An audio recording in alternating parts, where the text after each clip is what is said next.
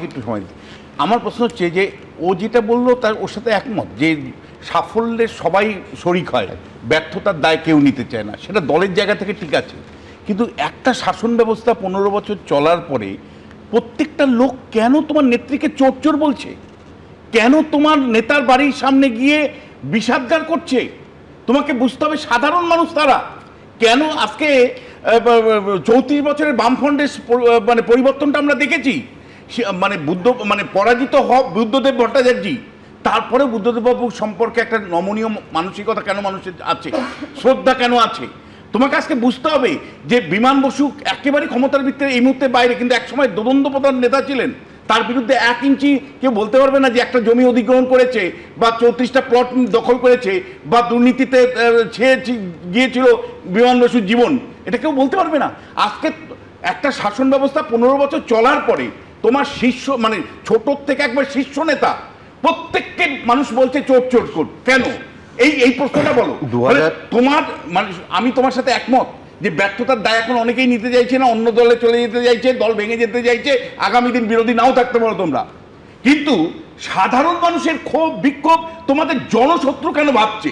দেখুন 2011 পরিবর্তনের পর সেই সময় মানুষ কোট অ্যান্ড কোট কি বলতো সেইটা ইজ প্রিটি ওয়েল ডকুমেন্টেড। মানুষ কি বলতো এই নিয়ে সেই সময় আপনার যদি আর্কাইভ বার করা হয়, আমি প্রিটি শিওর সিপিএম নিয়ে যা যা বলা হতো, কারণ ক্ষমতায় থাকাকালীন আপনি যা যা করবেন ক্ষমতা থেকে চলে যাওয়ার পর আপনাকে শুনতেই হবে, যেটা করেননি তার জন্য শুনতে হতে পারে। সিপিএম তার 34 বছরে কি পরিমাণ গণহত্যা করেছিল, এক সেকেন্ড, এই নিয়ে কংগ্রেসের যা বক্তব্য আছে, তাদের 50,000-এর বেশি কর্মীকে সিপিএম খুন করেছে, এই বক্তব্য তো অন্য কারণে।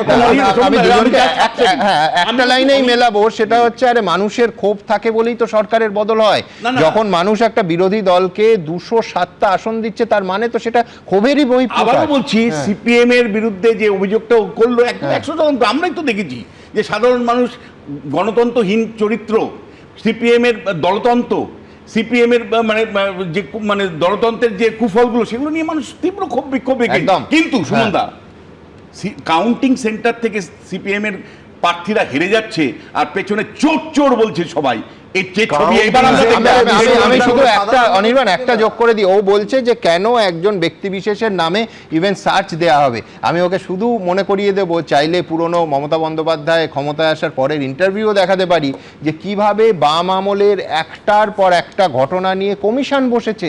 আমি বলছি আচ্ছা, আজকের কোনো বামপন্থী নেতা যদি বলেন যে কেন তাহলে 34 বছরে খুঁজে খুঁজে, এমনকি একেবারে শুরুর দিকের মানে 77 সালে আসার পরে মরিচঝাপির ঘটনার কমিশন বসলো, আপনি কি খুঁজে বার করতে চাইছিলেন?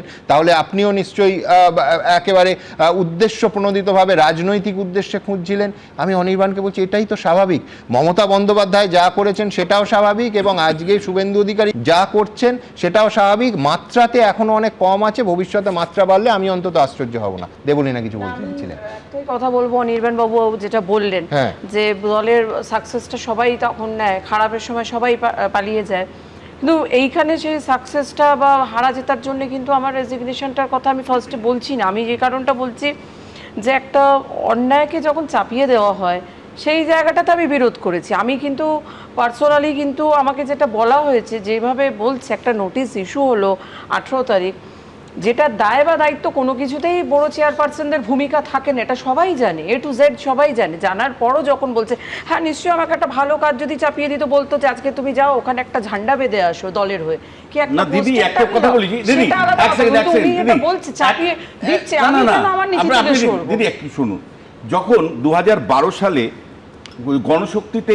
দিনের পর দিন বেরোলো খবরটা যে 35টা প্লট দখল করে রেখেছে ব্যানার্জি পরিবার, আপনি কেন প্রতিবাদ করেননি বলুন তো? কোথায় ছিলেন আপনি তখন? আমি তো কেন প্রতিবাদ করেননি? না তখন। তারপরে তো আপনি এসেছেন বড় চেয়ারম্যান হিসেবে, 35টা জমি দখল করে আছে, একটা সংবাদপত্র প্রকাশ করে দিল, প্লট নাম্বার সহকারে প্রকাশ করে দিল, আর আপনি বড় চেয়ারম্যান হিসেবে চুপ করে থাকলেন। 2022 থেকে এসেছি, 2022 এ এসেছি আমি। এবিপি আনন্দ, এগিয়ে থাকে, এগিয়ে রাখে।